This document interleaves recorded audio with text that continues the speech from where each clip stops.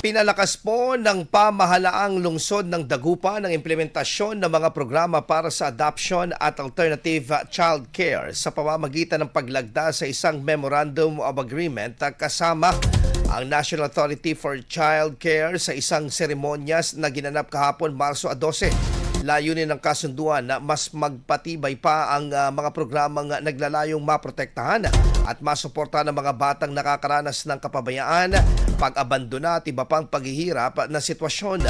Ayon kay Dagupan City Mayor Belen Fernandez, mahalagang hakbang ang naturang partnership upang higit na mapangalagaan pa ang karapatan at kapakanan ng mga bata sa pamamagitan ng mas pinaigting na koordinasyon sa mga ahensya ng pamahalaan.